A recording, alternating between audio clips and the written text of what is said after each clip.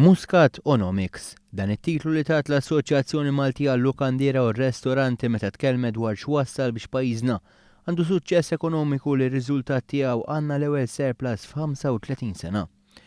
L-MHRA qalet lilha snin tajt il-gvernijiet dwar il-ħtieġa li pajjiżna jkollu surplus. Is-surplus huwa r-riżultat ta' attività ekonomika li żdiedet qalet l-MHRA.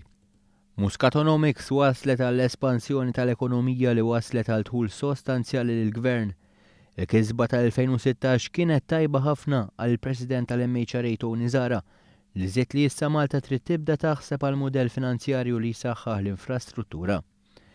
Anke l-GRTU faħret il-mod li bih il-gvern irnexxielu jsaħħaħ l-ekonomija ta' pajjiżna b'attitudni pro-business li tat nifs qawwi anke lin-negozji.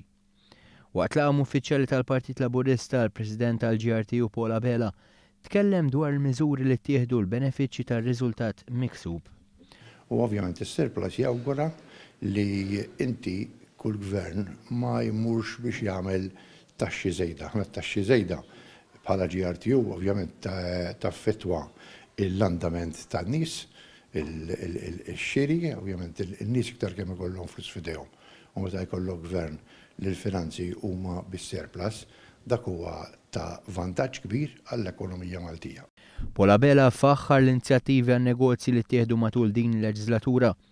Inizjattivi li xprunaw aktar profitabilità u nuqqas ta' burokrazija, ewlenija fosthom il-roħs fil-kontijiet ta' dawl l-ilma u l-one-stop shop li twaqqaf flimkien mal-Malt Enterprise. Fl-istess ħin reġa' saħaq dwar l-importanza li għall-ewwel darba fi żmien twil pajjiżna rnexxielu jibda jelimina d-deficit.